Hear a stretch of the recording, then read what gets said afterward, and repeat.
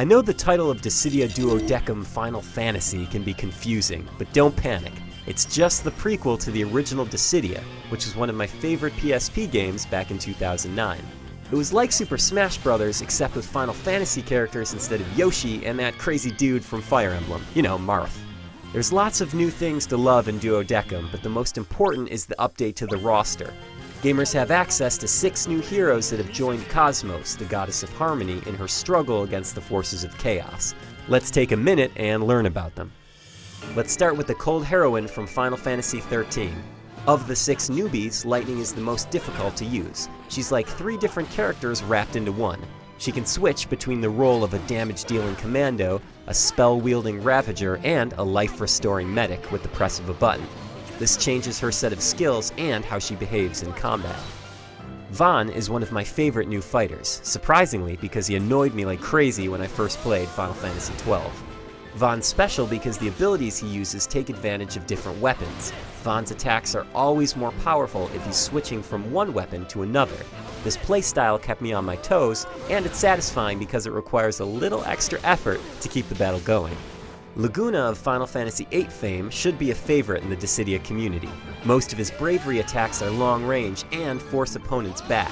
This is most clear when Laguna uses his machine gun attack, which unloads a torrent of bullets at the enemy. So many bullets. There you go!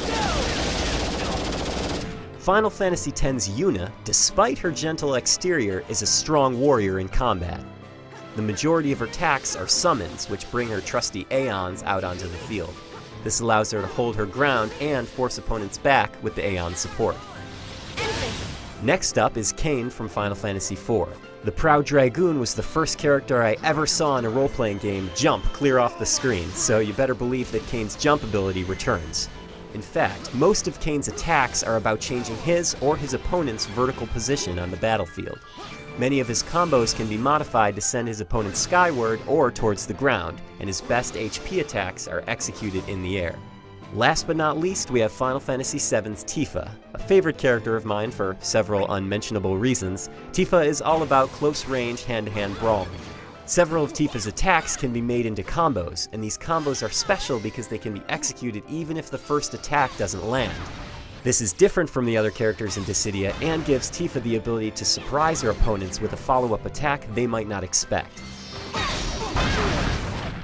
Dissidia Duodecim is sure to be a worthy successor to the 2009 original. It's scheduled to launch on March 22nd, so be sure to check out IGN.com for our review next month.